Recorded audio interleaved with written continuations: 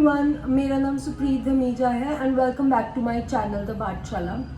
आप लोगों के साथ बहुत इम्पॉर्टेंट डिस्कशन करना है आज, बिकॉज आपका एग्ज़ाम रह गया है सिर्फ 8 डेज़ अवे। एंड इस मोमेंट पे आप कितनी भी तैयारी कर लो, अगर आपकी स्ट्रैटेजी इफेक्टिव नहीं है ना तो वो तैयारी किसी काम की नहीं होगी।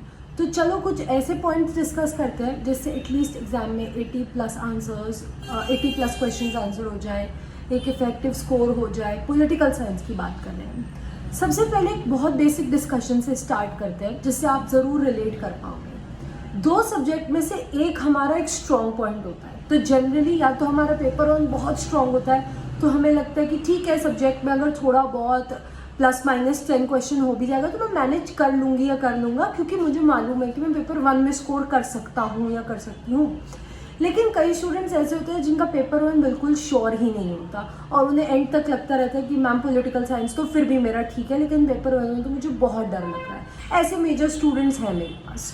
दूसरा एक और बहुत इंपॉर्टेंट क्वेश्चन जो यहाँ पर डिस्कस करना ज़रूरी है वो ये है कि गाइस, पेपर वन के पिछले 3 अटेम्प्ट इतने ज़्यादा अननोन रहे हैं, इतने ज़्यादा नॉन प्रिडिक्टेबल रहे हैं कि आपके पास एक्चुअली ज़्यादा चॉइस रह नहीं गई कि आप पेपर वन पे डिपेंड करो। तो बेसिकली पॉलिटिकल साइंस पे ज़्यादा डिपेंड करना आपके लिए खास इम्पोर्टेंस रखता है इस स्टेज पे। तो यहाँ पर डिस्कस कर लेते हैं कि पॉलिटिकल साइंस को कैसे हैंडल करना है ताकि नंबर ऑफ क्वेश्चंस का अटेम्प्ट इंक्रीज हो सके।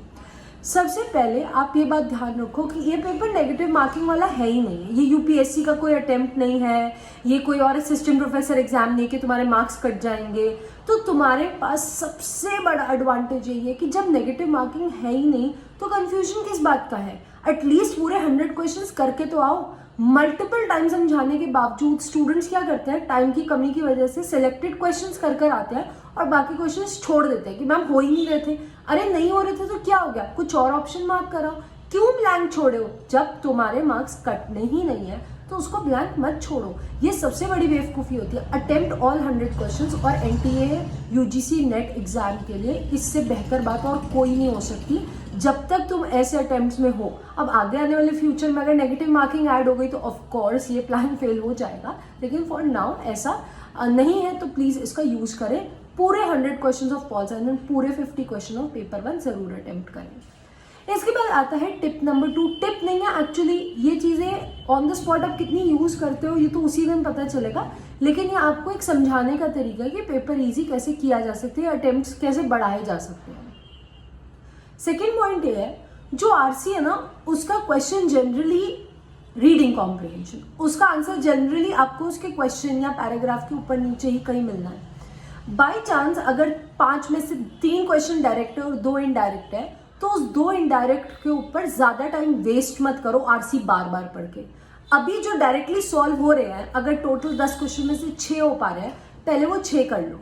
उसके बाद जब पूरा पेपर हो जाए तो एंड में देखो कि वो 4 क्वेश्चन का आंसर मिल पा रहा है, नहीं मिल पा रहा है। और अगर नहीं मिल पा रहा है तो उसकी वजह से अपने 15-20 मिनट मत खराब करो, क्योंकि टाइम की कीमत एग्जाम हॉल में इतनी ज़्यादा होती है कि आप उसको अभी नहीं समझ पाओगे जब तक आप एग्जाम हॉल पहुंच नहीं जाते हो। ठीक है। थर्ड एक चीज़ जिससे आप अपने नंबर ऑफ अटेम्प्ट्स इंक्रीज कर सकते हो वो है बार बार खुद को वो क्लासेस या वो नोट्स रिमाइंड कराना जो आपने बनाए हैं, जो लिखे हैं। तो एग्जाम हॉल में एंटर करने से पहले तक अपने नोट्स देख कर जाओ, अपने लेक्चर्स सुन कर जाओ और सोचो उस टाइम पर, उस मोमेंट पर इस बुक के आगे क्या लिखा था। इमेजिनेटिव थॉट क्रिएट कर लो, हाइपोथेटिकल सिचुएशन बना लो कि तुम उसी क्लास में बैठे हो और अगर उस सिचुएशन में मेरी मैम होती है, मेरे सर होते या मैं होता तो मैं क्या करता या क्या करती। उस हिसाब से अगर जैसे सपोज करो तुम सैमुअल हंटिंगटन के कोई आंसर पर अटक जाते हो, रॉबर्ट डाल के कोई आंसर पर अटक जाते हो, तो तुम्हें याद करना है कि अच्छा रॉबर्ट डाल और सैमुअल हंटिंगटन का वो की पॉइंट था, या फिर मॉस्का पेरेटो को कैसे डिफरेंशिएट करना है, उनका ये की पॉइंट है। तो वो की पॉइंट्स जो तुम लोगों ने क्लास में करे हैं उनका एक हाइपोथेटिकल सिचुएशन बना लो अपने माइंड में कि एग्जाम हॉल में बैठकर मुझे वो लेक्चर्स ऐसे ऐसे करके सोचने हैं, जिससे आपका क्या होता है, जब हम विजुअल रिप्रेजेंटेशन सोच के कोई चीज़ तैयार करते हैं ना तो हमारे दिमाग में वो बहुत ज़्यादा बस जाती है और हमारे लिए क्विक होता है ज़्यादा आंसर करना। देखो, और चौथा पॉइंट जो तुम्हें बहुत वैसा लग रहा होगा कि अरे यार इसमें क्या है, ये तो हमें पता ही है। चौथा पॉइंट है नर्वसनेस को ओवर पावर ना होने देना। दो नर्वसनेस होती है, गुड एंड बैड। जब तुम गुड नर्वसनेस यूज़ करते हो तुम्हारा स्कोर डेफिनेटली आगे बढ़ता है, और जो अपनी बैड नर्वसनेस है उसको अगर तुम हावी होने दोगे तो तुम्हारा आया हुआ काम भी बिगड़ जाएगा। नेक्स्ट पॉइंट, जो दो ऑप्शंस का कंफ्यूजन है, please I would request you to stay away from that. दो ऑप्शंस का कंफ्यूजन कैसे होता है बताती हूँ। आपने क्वेश्चन किया, अरे ये तो मुझे आता है 1973 आंसर है, मार्क कर दिया। 1973 आंसर मार्क करने के बाद आप पूरा घूम आए पेपर, ठीक है, आपने बाकी क्वेश्चन सॉल्व करे, 70-80% पेपर आपका सॉल्व हो गया। अब आप क्या कर रहे हो, आपने रिविजिट कर रहे हो क्वेश्चन को, या आपने मार्क्ड फॉर रिव्यू छोड़ा तो आप वापस जाके देख कर आ रहे हो।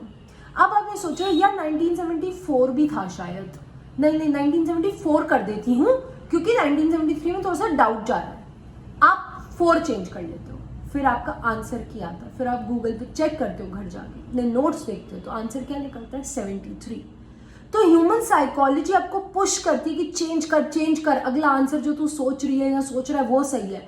बट एक्चुअल रियलिटी है कि जो आपने फर्स्ट चॉइस बनाई होती है वो कई गुना ज़्यादा करेक्ट निकलती है। तो प्लीज़ इन ऑप्शंस को अपने दिमाग में फिट रखिए। लास्ट, ये जो एक बहुत बड़ा वहम है स्टूडेंट्स के मन में, असर्शन रीजन का तो आंसर हमेशा ए ही होगा, वहां पर तो दोनों स्टेटमेंट्स ट्रू और रिलेशनशिप होता ही होता है। सबसे बड़ी बेवकूफ़ी, ऐसा बिल्कुल नहीं है। पिछले 3-4 साल के पेपर उठाओगे तो ए ऑप्शंस के बराबर ही बाकी ऑप्शंस भी हैं। हाँ, अगर एक क्वेश्चन ए का है, जैसे both are true and both are related, तो एक डी का भी है, एक सी का भी है, एक बी का भी है, नॉट रिलेटेड वाले क्वेश्चंस भी हैं। और स्टेटमेंट में भी एक बहुत बड़ा वो होता है, मैम हमेशा स्टेटमेंट क्वेश्चन में दोनों ट्रू ही होते हैं। देखो, मेजर एजम्पशन अगर तुम मान भी रहे हो, प्रोबेबिलिटी, उसको सॉल्व करो। पहले शॉर्टकट से मत सोच लो कि ए ही होगा या दोनों करेक्ट ही निकलेंगे स्टेटमेंट, या रिलेशन तो होगा ही असर्शन रीजन में, ये लॉजिक्स नहीं लगा। तो यही कुछ बेसिक चीज़ें हैं जो अक्सर एग्जाम से पहले स्टूडेंट दिमाग में लाना भूल जाता है, और इसीलिए हम लोग हैं ताकि आपको ये सब रिमाइंड करा सकें। आप मेरी क्लासेस ज्वाइन कर सकते हैं अनअकैडमी पे। 1 हफ्ता रिग्रेस क्लासेस चल रही हैं एकदम डिटेल में, ताकि मैं आपको प्रिपेयर करा सकूं। जो आपका एग्ज़ाम है वो 1 हफ्ता ही ऑब्वियसली, तो उसकी क्लासेस चल रही हैं, ज्वाइन कर लो। फ्री क्लासेस भी हैं, पेड भी हैं, as whatever suits you. और आप लोगों को सभी को ऑल द बेस्ट, और ये टिप्स अगर काम आए तो ज़रूर यूज़ करिएगा during the exam. All the best to everyone, see you in my next video, bye.